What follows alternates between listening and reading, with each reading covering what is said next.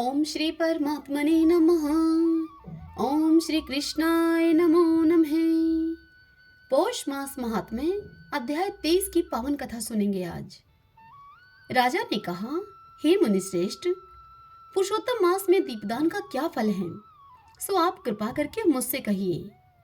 वाल्मीकि ऋषि बड़े हर्ष से उनसे कहने लगे कि भाग्यनगर में चित्रबाहु नाम का एक राजा राज्य करता था।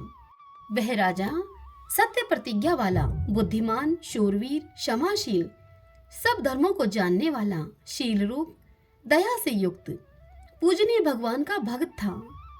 एक दिन दूर से आए हुए अगस्त्य मुनि को देखकर दंडवत नमस्कार करके, विधि से उनका पूजन करके, भक्ति से आसन बिछाकर ऋषि के आगे बैठकर विनय से नम्रता के साथ उनसे इस प्रकार बोला कि आज मेरा जन्म सफल हुआ, जो श्री कृष्ण के सेवक मेरे घर आए हैं।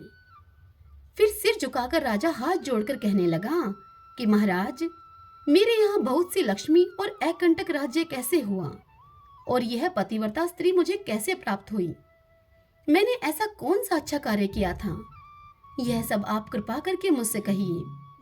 तब अगस्त्य ऋषि राजा से कहने लगे कि हे राजन, मैं तेरे पूर्व जन्म का चरित्र कहता हूँ। सुंदर चमत्कारपुरी में मणिग्रीव नाम से तू था। तू नास्तिक, दुष्ट चरित्र वाला, कृतघ्न, खोटी नीति वाला था, परंतु तेरी यह सुंदर स्त्री मन, कर्म और वाणी से पति सेवा में परायणा, पतिव्रता, महाभाग्यशाली, धर्म में निष्ठा वाली थी। तू पाप करने वाला, जाति वाले और भाई बंधुओं से त्यागा हुआ था। क्रोधी राजा ने तेरा सब धन छीन लिया था, फिर जो कुछ बचा वह जाति के लोगों ने छीन लिया। सब धन के चले जाने पर तुझको बड़े भारी धन की इच्छा हुई। धन के नाश होने पर, अत्यंत उद्विग्न मन हो जाने पर भी इस पतिव्रता स्त्री ने तेरा त्याग नहीं किया।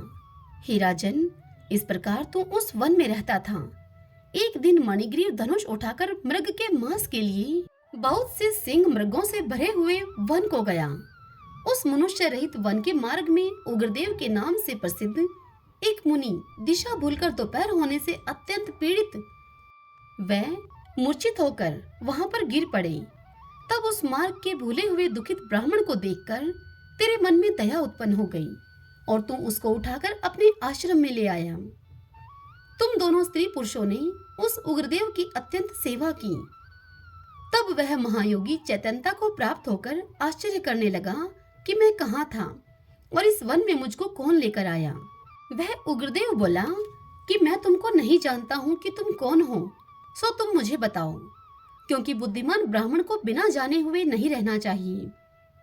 तब वह मणिग्रीव कहने लगा कि हे द्विज शार्दुल, मैं भाई बंधुओं तथा जाति के लोगों से त्यागा हुआ मणिग्रीव नाम का शूद्र हूँ। उग्रदेव ने शूद्र के वचनों को सुनकर अत्यंत प्रसन्नता से फलहार करके जल पिया। तब मणिग्रीव उससे बोला कि हे मुनिश्रेष्ठ, मनुष्य के रहित, बिना जल के दुष्ट सिंह, व्याघ्र आदि जंतुओं से परिपूरित इस महावन में आपने कहाँ जाना है? यह सुनकर उग्रदेव जी बोले कि मैं ब्राह्मण हूँ, प्रयाग जाने की इच्छा से मैं इस अनजान वन में आ गया हूँ। तुमने मुझको जीवन दान दिया है, अतः बताओ तुमको मैं क्या प्रदान करूं? हे मणिग्रीव, किस दुख से तुम दोनों स्त्री पुरुषों ने वन का आश्रय लिया है, सो मुझसे कहो, मैं तुम्हारे सब दुख दूर करने की चेष्टा करूंगा।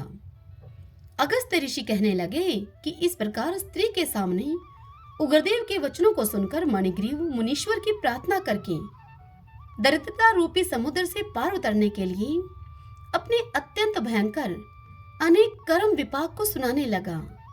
हरि ओम तत्सत। ओम नमो नारायण। ओम नमो नारायण।